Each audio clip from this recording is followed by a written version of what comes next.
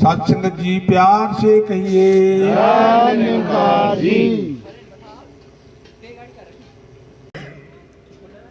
सतगुरु माता सुदीक्षा सविंदर हरदेव जी महाराज की जय।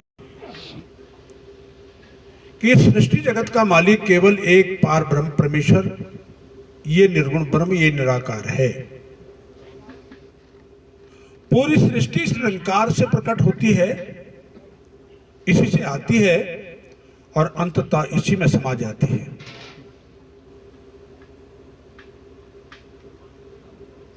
ये बात कब समझ में आती है? जब मनुष्य के जीवन में ये मां साध संगत आती है और सतगुरु जीवन में होता है। सतगुरु कृपा करता है, दो तलियों के इशारे से इस विराट निरंकार के दर्शन कराता है। विराट निरंकार के दर्शन जब होते हैं, ये सारी बात समझ में आ जाती है कि जीवन कितना है, जीवन को देने वाला कौन है, इस जीवन में आकर के हमको क्या करना है, हम कौन हैं, कहां से आए हैं और हमें क्या कर्म करना है। संत महात्माओं ने एक बात कही कि आए हो इस जहां में, क्या काम था तुम्हारा और ठहरोगे किस जगह पर जब लौटोगे दोबारा। महापुरुषों, यहां पर एक से एक विद्वान संत बैठे हैं। आओ साध संगत, महात्माओं ने एक बात कही,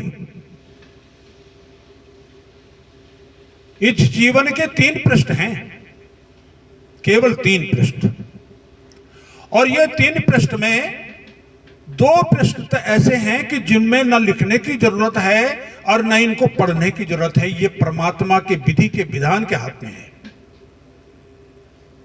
एक पृष्ठ है जन्म और एक पृष्ठ है मरण, जो कटु सत्य है, आना और जाना, ये परमात्मा निरंकार के हाथ में है। अब एक प्रश्न है बीच का,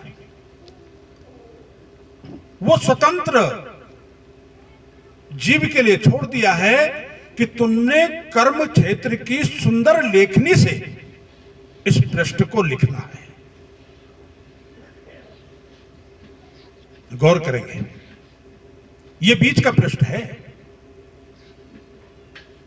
इस जीवन के कर्म क्षेत्र के सुंदर लेखनी से आपने ये बीच का पृष्ठ लिखना है। और इस बीच के पृष्ठ में आप जैसे ब्रह्मज्ञानी संत महात्मा इतनी सुंदर लाइनों से, इतनी सुंदर लेखनी कलम से लिखते हैं, तू ही निरंकार मैं तेरी शरण हां मैनू बख्श लो। बीच का पृष्ठ जो है, ये बीज है, समय के पैगंबर का दिया हुआ बीज है, मूल मंत्र है। और ये मूल मंत्र जिसके जीवन में होता है, निश्चित है उसका जीवन सुखी हो जाता है, उसका जीवन कल्याणकारी हो जाता है, औरों के लिए प्रेरणा स्रोत हो जाता है। और वो प्रेरणा स्रोत, वो कल्याणकारी महात्मा आप बैठे हैं। बहुत से महात्माओं का तो नाम भी नहीं आया, दास देख रहा है, लेकिन समय की गति को आप भी जानते हैं और दास भी जानता है। लेकिन जब मंगलाचरण हुआ तो सबका योगदान उसमें हो गया, और अब सबका योगदान सुनने के लिए है, ये सबकी सेवाएं स्वीकार होती हैं। आओ साध संगत जी, वो जो बीच का पृष्ठ है, उस बीच के पृष्ठ में जो गुरुसिक महात्मा है, वो लिखता है, तू ही निरंकार मैं तेरी शरण हां मैनू बख्श लो। तू ही निरंकार है ज्ञान, तू ही निरंकार, ये निरंकार है, ये ज्ञान है। मैं तेरी शरण हां कर्म है। कर्म कौन से? जो अभी अभी कहा गया कि सुंदर लेखनी से, सुंदर कर्मों से पृष्ठ लिखना है। सुंदर कर्म कैसे होंगे? जब हम सुंदर जगह जाएंगे, और सुंदर जगह साथ संगत से बढ़कर संसार में कोई दूसरी हो नहीं सकती। इससे बढ़कर जगह कोई संसार में है नहीं। ये कर्म है और मैनू बख्श लो। तीसरी लाइन है, मुझे माफ कर दो। ज्ञान, कर्म और भक्ति तीनों चीज मिल गई। पहले में तू ही निरंकार ज्ञान है, मैं तेरी शरणा कर्म है, और मैनू बख्श लो ये भक्ति है। ज्ञान, कर्म और भक्ति तीनों चीज जिसके जीवन में आ गई हैं, कृपा करो उसके जीवन में इससे बढ़कर सुख संसार में कहीं मिल नहीं सकता। तीनों लोक, 3 लोक और 9 खंड में इससे बढ़कर कोई सुख मिल नहीं सकता है। ये जिसके जीवन में आ जाता है। आओ साथ संगत जी, सदगुरु हर युग में धरती पर रहा, आज भी मौजूद है। कोई समय ऐसा नहीं रहा, नास्तो बित्तो भाव ना भाव बित्तो सता। कोई समय ऐसा नहीं था जब सदगुरु नहीं रहा, और कोई समय ऐसा नहीं है जब परमात्मा मौजूद ना हो। हर समय परमात्मा मौजूद है और हर समय सतगुरु भी मौजूद है। ये अपनी इच्छा से किसी घट का चयन करता है, अपनी इच्छा से, और उस घट से अपने ब्रह्म ज्ञान को खुलवाता है। आज समय का पैगंबर सतगुरु माता सुदीक्षा जी धरती पर प्रकट है। और दास एक बात आपके चरणों में रखेगा, हर युग में जी मात्र का कल्याण करने सतगुरु आया। जिसने सतगुरु की बात को रूबरू सुन करके अपने जीवन में धारण कर दिया, अपने दैनिक कर्म में, अपने स्वभाव में कर्म को बना दिया, निश्चित है सतगुरु उसको देखकर हर समय खुश होता है, हर समय प्रसन्न होता है और उसको अपने हृदय में रखता है। जो सतगुरु की बात को अपने जीवन में संभालते हैं। महापुरुषों ने एक बात कही, जो अपने दिल में भा जाता है उसको संभाल करके रखना चाहिए। जो अपने दिल में भा जाता है उसको संभाल करके रखना चाहिए, और जो दिल से उतर जाता है मेरे भाई उससे संभल करके रहना चाहिए। प्यार से कहना। लाइन तो 2 है सिर्फ भाई, 2 ही लाइनों में बहुत कमाल है। तो सतगुरु की बात को जिसने अपने जीवन में संभाल करके रख दिया, तो निश्चित रूप से सतगुरु की इस अमर संदेश को वो आगे बढ़ा रहा है अपने कर्म क्षेत्र से। आओ साथ संगत जी, गालिब जी की एक बात दास को याद आती है। गालिब जी ने एक बात कही, इंसान देश बदल देता है, बदल देते हैं, बहुत बाहर विदेश चले गए, देश बदलता है, इंसान वेश बदलता है, बोली बदल देता है, अपनी भाषा बदल देता है, अपना रहन सहन बदल देता है, अपना घर बदल देता है। वार इंसान, तो सब कुछ बदल सकता है लेकिन अपने आप को नहीं बदल सकता है। जिस दिन तो अपने आप को बदल देगा उस दिन तेरा कल्याण हो जाएगा, उस दिन तेरा कल्याण हो जाएगा। आओ साथ संगत जी, सतगुरु धरती पर जब आया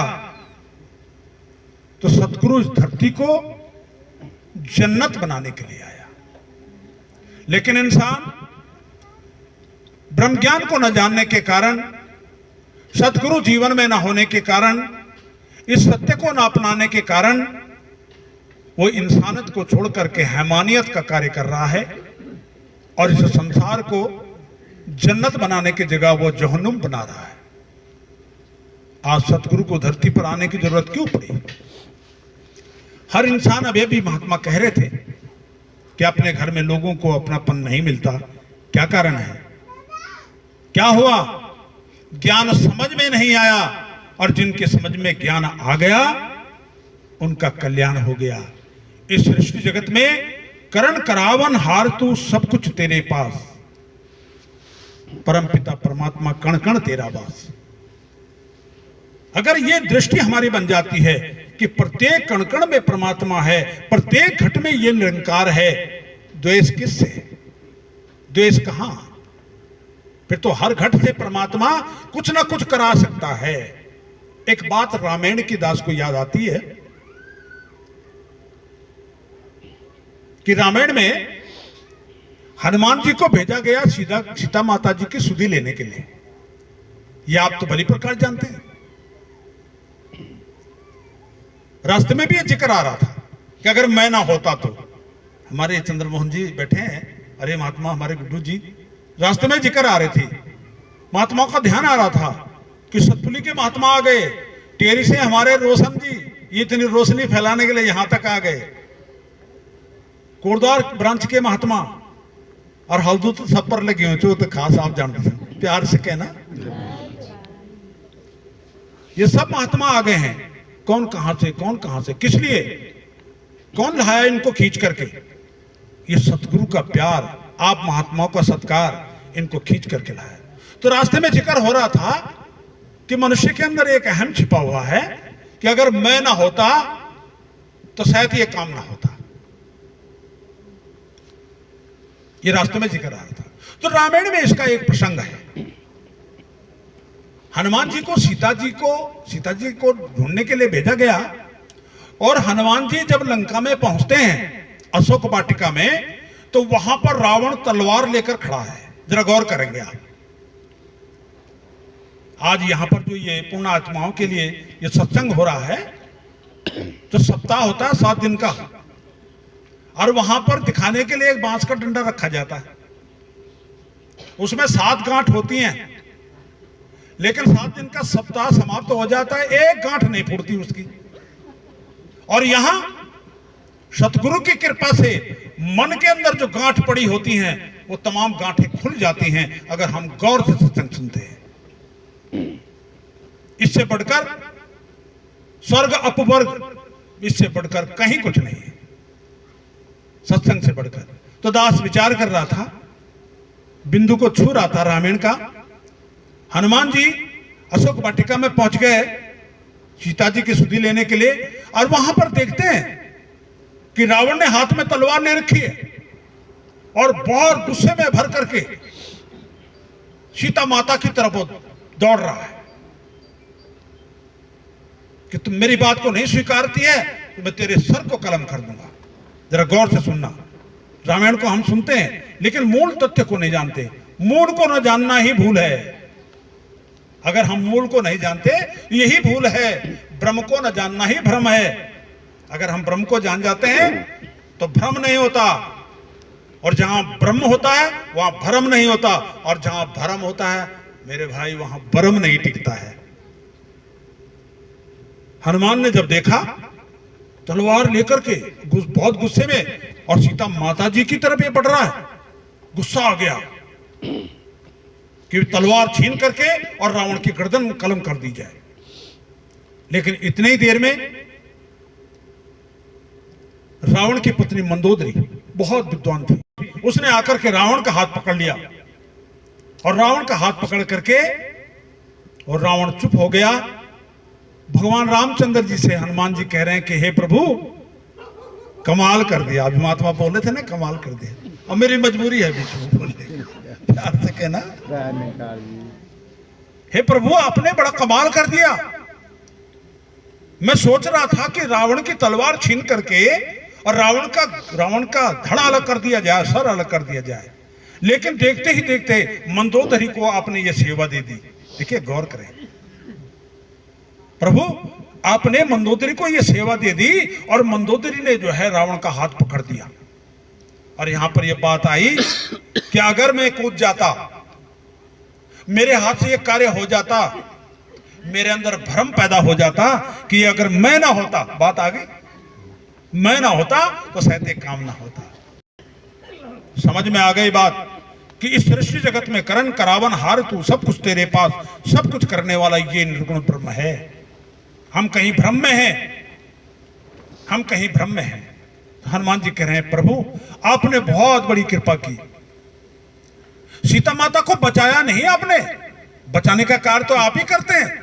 आपने बचाया ही नहीं बल्कि बचाने का कार्य रावण की पत्नी मंदोदरी के हाथ में दिया, ये सेवा उसको दी है। आओ साथ संगत जी सतगुरु के दरबार की जो सेवा मिलती है ना, भाग्यशाली लोगों को मिलती है। वही हनुमान जी जब आगे बढ़ते हैं, वो देखते हैं कि वहां सीता जी के साथ में एक तिरजटा है। रामायण की बात आई, आ जाने क्यों प्रसंग ऐसे छिड़ गया कि मैं ना होता तो क्या होता। इस मैंने संसार को भ्रम में डाल दिया, इस मैंने संसार को बेचैन कर दिया। और एक ब्रह्मज्ञानी महात्मा आप हैं कि आप मैं को छोड़ करके तू में आ गए हैं। तू ही है, तू ही है, उठते बैठते सोते जागते तू ही निरंकार, तू ही है। हनुमान जी ने भगवान श्री रामचंद्र जी से कह रहे हैं कि प्रभु आपने एक कृपा और करी है, वो करिश्मा भी मैंने देखा है कि जब वो तलवार लेकर के वानर की सेना मेरे तरफ दौड़ रही थी तो आपने विभीषण जी को प्रकट कर दिया। मेरे को तनिक मात्र भी डर नहीं लगी, मुझे मालूम था कि मेरे राम मुझको बचाएंगे, क्योंकि समय के पैगंबर थे।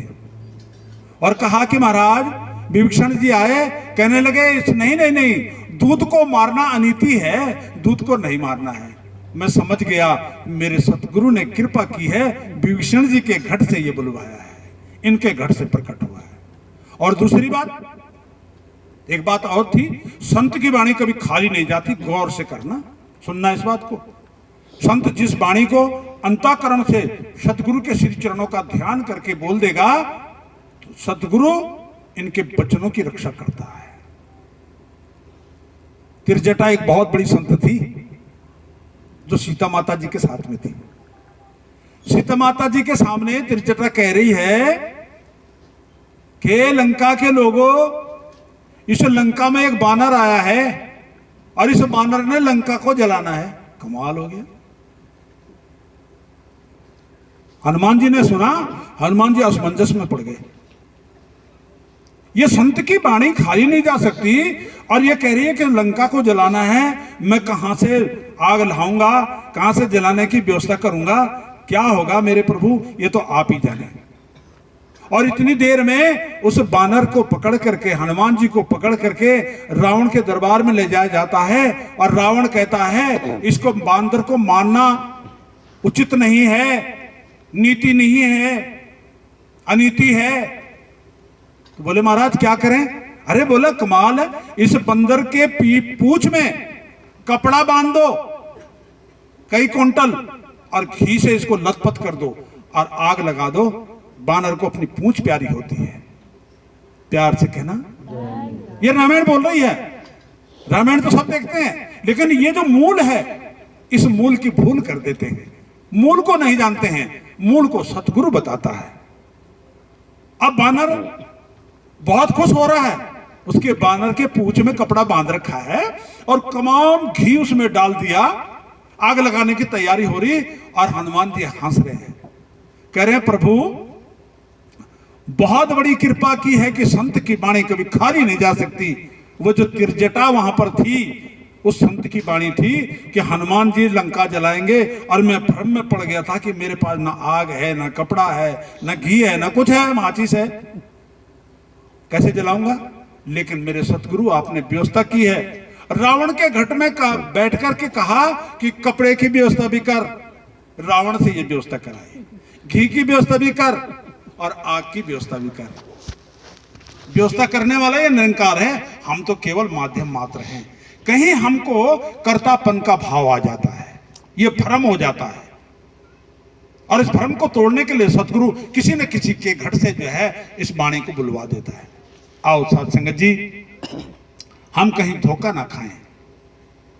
लंका भी जल गई और उस लंका की संत महात्मा कहते हैं कि उस लंका में 1 लाख पूत, 1.25 लाख नाती और 30 रावण के घर दिया ना पाती। आज उस रावण के घर दिया बाती जलाने के लिए आदमी नहीं है। और विभीषण जी को आपने देखा कि जीते जी रावण जिंदा था और समय के पैगंबर ने उसको तिलक लगा दी कि हे लंकापति, हे लंकेश, आज से तुम लंकापति हो गए। कितना बड़ा संकल्प लिया, सतगुरु जानता था कि आगे क्या होने वाला है। आओ साथ संगत जी, हम कहीं धोखे में न रहें, धोखे में न रहें। ये पूर्ण ब्रह्म है और पूर्ण ब्रह्म की पूर्ण हमने जानकारी की है। हम कर्ता न बने, कार्यकर्ता ही रहें, और कार्यकर्ता रहते हैं, कर्ता ये निरंकार है स्वयं। आओ साथ संगत जी, सच्चाई कहीं छुपती नहीं, सच्चाई छुप नहीं सकती बनावट के असलों से, खुशबू आ नहीं सकती कभी कागज के पुरुष। इन कानों का भी मतलब है, कब समझ में आती है, जब हम ब्रह्म ज्ञान ले लेते। तन मन धन के सारे सुख भरना हम सब की झोली में, फिर भी रखना संतों की। प्यार से कहिए।